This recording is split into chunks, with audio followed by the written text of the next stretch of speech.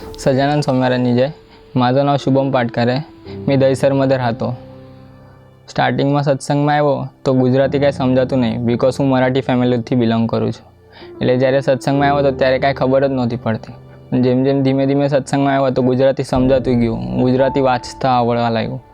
એટલે પછી 2015 માટેનો સ્વામીજીનો જે યુવા સેવાનો આલોચ જોયો એટલે મને પણ યુવા સેવા કરવાનું મન થયું। એટલે સ્વામીજીએ બહુ જ સરસ રીતે યુવા સેવામાં નિમિત્ત બનાવ્યા। એટલે થયું એવું કે જેમ જેમ સેવા કરતા ગયા એટલે ભગવાનના બધા જ ભક્તો દિવ્ય મનાતા ગયા। એટલે એવું લાગ્યું કે બધા એકદમ દિવ્ય જ છે। એટલે પછી જેમ જેમ ભગવાનના ભક્તો સાથે વધારે રહેવાનું થયું તો જેમ જેમ એ લોકો સાથે વધારે સેવા કરવાનું થયું તો એ બધાનો સ્વભાવ પ્રકૃતિ દેખાવા લાગ્યા।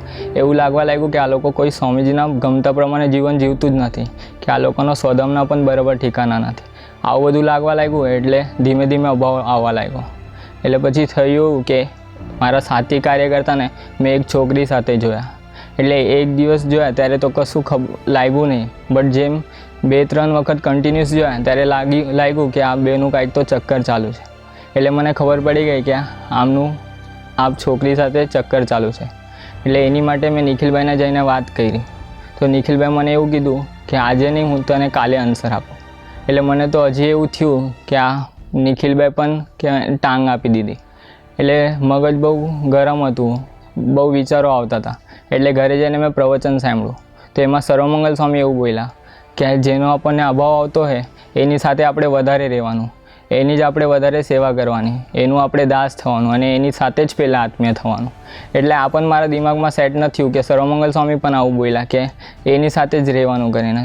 તો કેવી રીતે રહેવાય એ જ ખબર નહોતી પડતી કે સાથે રહેશું તો અભાવ આવશે, સાથે રહેશું તો હજી સ્વભાવ દેખાશે, એટલે સ્વામીજીથી હજી દૂર થવાશે। એટલે મને સેટ જ નહોતું થતું। બીજા દિવસે ન્યૂ યર હતો એટલે જેમ નિખિલભાઈ ટાંગ આપી દીધી, સર્વમંગલ સ્વામીએ ગોષ્ઠી કરી તો એ પણ સેટ ના થઈ। એટલે મૂંઝવણ હજી વધતી ગઈ। એટલે એવું થતું હતું કે બેઓ જણની વાત સેટ નહોતી થતી। એટલે એની માટે બહુ મૂંઝવણ વધતી ગઈ। એટલે એની માટે મેં 2 કલાક ભજન કર્યું કે આ ભજન જ એક માર્ગ છે કે જેનાથી મૂંઝવણ ટળે એવું છે। એટલે મેં ભજન કર્યું તો જેમ ભજન કર્યું અને બીજા દિવસે સ્વામીજીએ સોલ્યુશન આપવા માટે સ્વામીજી પોતે પધાર્યા। એટલે સ્વામીજીએ સપનામાં દર્શન આપ્યા અને સ્વામીજી એવું બોલ્યા। એટલે નરેશ કાકાએ મને એક લેટર આપ્યો અને કીધું કે તું જઈને સ્વામીજીને આપ। એટલે એ લેટર લઈને હું સ્વામીજી પાસે ગયો। સ્વામીજીએ પહેલાં લેટર લીધો અને લેટર સાઈડ પર મૂક્યો। પછી સ્વામીજીએ મને કીધું કે એની પ્રોબ્લેમ, એટલે મેં સ્વામીજીને સહજ આખો પ્રસંગ કહી દીધો। પછી સ્વામીજી મને એવું બોલ્યા કે પહેલાં સ્વામીજી હૈસા એકદમ જોરથી। પછી સ્વામીજી એવું બોલ્યા કે આ દુનિયામાં કોઈની એવી તાકાત છે કે મારી મરજી વિના કાંઈ કરી શકે? એટલે મને થોડી હાશ થઈ। પછી સ્વામીજી એવું બોલ્યા કે બીજાને જે કરવું એ કરવા દે, આપણે તો ગુનાતીત થવું છે, આપણે ગુનાતીત થવા માટે ધરતી પર આવ્યા છે।